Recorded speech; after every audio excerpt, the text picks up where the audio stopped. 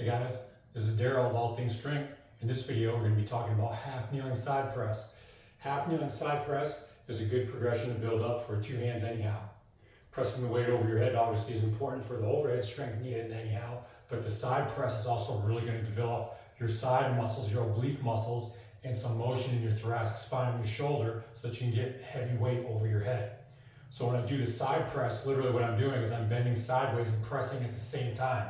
So my torso is moving away at the same time as the weight is moving up. What this enables me to do is I can use a heavier weight than I can use if I was just going to strict press and just try to press it with my shoulders and my arms. So it allows the weight to overload my shoulder and my arm and also my obliques so I can get stronger in that side bending position to come out of the bottom, two hands anyhow.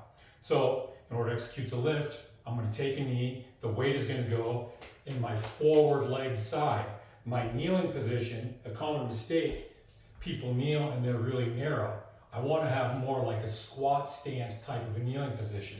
So the foot position I would have for a squat stance is going to be probably outside the width of my shoulders. So I want to take that width and I'm going to go to a half kneeling position with that width. It's going to give me the base I need to be stable and to do the side press. When I hold the kettlebell, I want the curved part of the handle to go into the curved part of my hand. I don't want it to go straight across. So good kettlebell grip, handles on an angle, allows the back of my wrist to be flat. That way I can have power to press. If I don't have it on an angle, it's going to make my wrist flop back, and I want to avoid that because it's not a strong position. So I'm going to get the weight off the floor and press it over my head from my shoulder.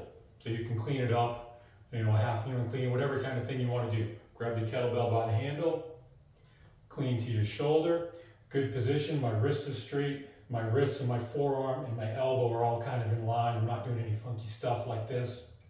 Now as I press the weight, I'm going to try to reach down to the floor with my other hand, with my left hand. So I'm going to rotate my shoulders, look to the weight. As I press the weight up, my body is bending and I'm going away from the weight. Once I get it to lockout, I'm going to keep my arms straight, keep my vision up on the weight. I want to use my obliques and my glutes, and I'm going to raise up into a lockout position.